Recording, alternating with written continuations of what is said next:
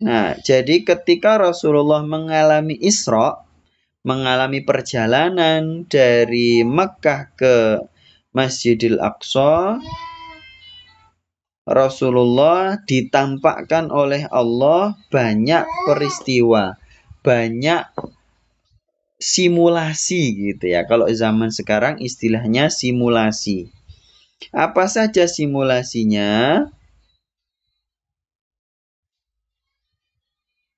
Di antaranya adalah di halaman, iya ini dia, di halaman berapa ya? Nanti bisa dicari sendiri ya. Fasaru hatta atau ala qaumin yazra'una fi yaumin wa yahsuduna fi yaumin. Kullama hasadu ada kama kana. Jadi Rasulullah ketika menjalani Isra dari Masjidil Haram ke Masjidil Aqsa, beliau ditampakkan satu simulasi, ada sebuah kaum yang bercocok tanam, ya. Begitu menanam langsung panen, begitu menanam langsung panen, begitu menanam langsung panen. Betapa senangnya adik-adik ya kalau bisa seperti itu. Dan padahal itu hanya bisa terjadi kalau di surga nanti. Kalau sekarang masih nggak bisa ya. Faqala ya Jibril, wahai Jibril, ma hadza, itu apa sih maksudnya? Faqala haula'il mujahiduna fi sabilillah, mereka itulah orang-orang yang berjihad di jalan Allah. Tudha'afu lahumul hasanatu wa bisab'i mi'ati dhi'fin wa ma anfaqu min syai'in fahuwa yukhlifuh.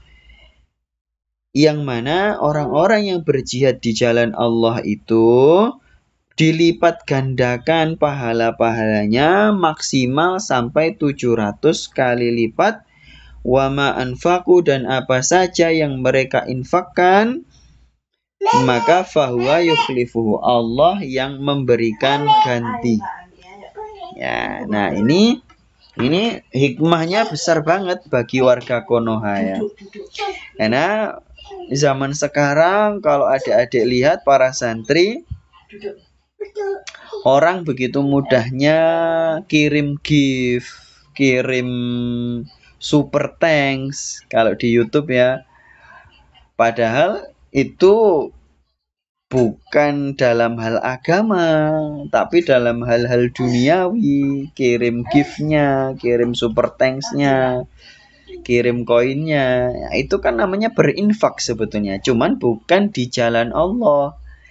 Nah, masalahnya di situ. Nah, maka adik-adik para santri, Ustadz Gali juga, semoga Allah mentakdirkan kita menjadi orang yang siap bersodakoh, siap mendukung agama kita walaupun bersusah payah ya.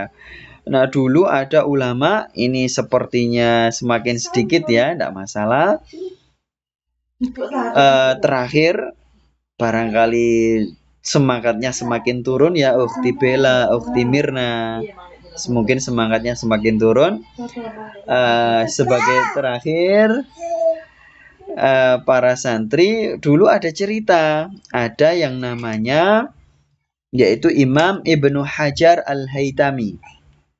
Beliau itu adalah teladan di dalam hal kesederhanaan. Ya, Imam Ibnu Hajar Al-Haytami itu adalah ulama. Ya, kalau adik-adik tahu, kitabnya diantaranya adalah Tuhfatul Muhtaj. Itu kitab fikih dan sangat fenomenal ya. Nah, beliau itu dalam kondisi kemiskinan. Suatu saat istrinya menuntut kekayaan, menuntut diberikan nafkah yang banyak. Maka sama Imam Ibnu Hajar, padahal beliau itu sibuk dengan ilmu ya, dibully sama istrinya sendiri. Kamu itu nggak punya ilmu. Yang punya ilmu itu Imam Romli. Ada ulama yang lainnya juga. Imam Romli itu ilmunya banyak. Dia kaya raya. Gitu ya. Kamu ilmumu banyak tapi nggak dapat apa-apa, gitu kata istrinya. Maka Imam Romli setelah berdoa kepada Allah, ya diajak istrinya, ayo ikut saya ke sumur di belakang rumah itu. Ikut ke sumur. Nah, coba kamu ambil timba, silahkan kamu timba sumurnya. Itu kata Imam Ibnu Hajar. Ditimba, yang ditimba itu padahal itu ketika dilihat sumurnya adalah air. Begitu keluar timbanya, di dalam timba itu berisi emas. Berisi emas. Maka ditanya sama Imam Ibnu Hajar, gimana istriku, cukup? Sudah cukup? Kata istrinya, ya tambah lagi dong, gitu. Dikasih emas loh ya. Zaman sekarang adik-adik yang tahu emas, ya istrinya Ustadz itu senang sekali emas itu. Ini ya baik, 10 menit lagi. Ini cerita terakhir ya. Ini istrinya Ustadz juga ikut kajian. Masih kurang ya? Ya sudah, silakan kamu timba lagi. Ditimba lagi, keluarnya emas lagi. Masih kurang istriku? Ya tambahin lagi dong, 1 kali lagi gitu ya. Ditambahin lagi. Ternyata isi emas lagi. Gimana, sudah cukup? Ya sudah cukup sih gitu, kata istrinya. Maka Imam Ibnu Hajar mengasih closing statement. Ya sebetulnya saya kalau mau minta kepada Allah emas yang lebih banyak lagi itu sangat mudah. Tapi saya nggak mau. Saya pengen hidup zuhud. Saya nggak mau terbuai dengan duniawi. Ya. Sekarang kalau kamu seneng sama emas dan tidak seneng sama saya, seneng sama emas, kamu saya ceraikan. Tapi kalau kamu seneng sama saya, ya, maka emas ini masukkan lagi ke sumur tersebut. Ternyata istrinya langsung berubah pikiran. Ya sudah, saya pilih sama kamu saja daripada saya punya emas tapi nggak jadi istri kamu. Ini namanya cinta sejati. Masya Allah. Istrinya Ustadz kepengen diambilkan dari sumur emas ya.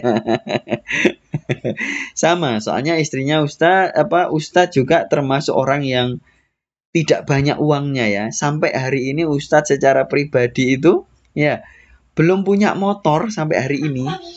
Ya, sampai hari ini.